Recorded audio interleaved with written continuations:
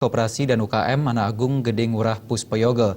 Dalam kesempatan ini, Menkop menyatakan pemerintah saat ini sedang mengkampanyekan penguatan koperasi dengan target penambahan minat warga untuk menjadi anggota koperasi dan peningkatan kualitas manajemen.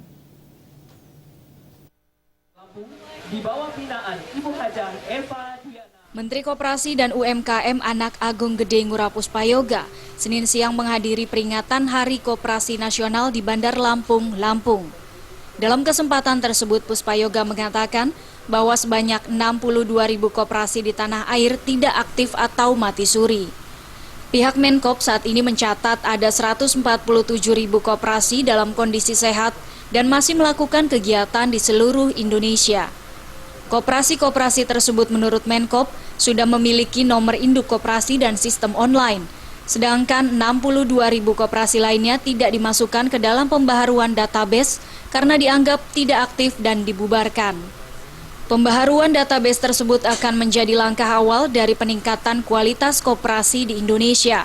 Sementara untuk lebih meningkatkan ekonomi di kalangan masyarakat, pemerintah juga telah giat mengkampanyekan penguatan koperasi dengan target penambahan minat warga untuk menjadi anggota koperasi dan peningkatan kualitas manajemen.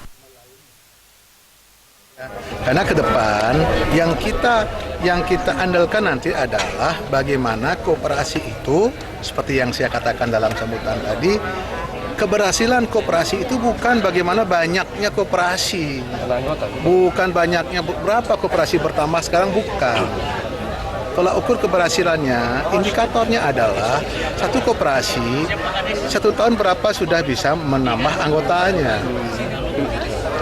Jadi kalau anggota sudah bisa bertambah, otomatis modalnya pasti bertambah. Kalau modal bertambah, otomatis yang namanya tenaga kerja di koperasi itu pasti juga akan bertambah. Dalam kunjungan kerja ini, Kementerian Koperasi turut memberikan bantuan dan pinjaman kepada koperasi setempat. Usai meresmikan Hari Koperasi di Lampung, Menkop meninjau sejumlah stand dari Dinas Koperasi yang ada di Provinsi Lampung.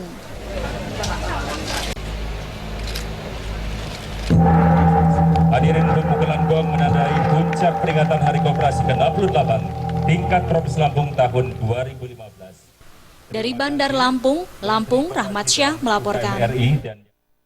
Pemirsa, berikut kami sampaikan informasi perakiraan cuaca di sejumlah kota besar di Indonesia.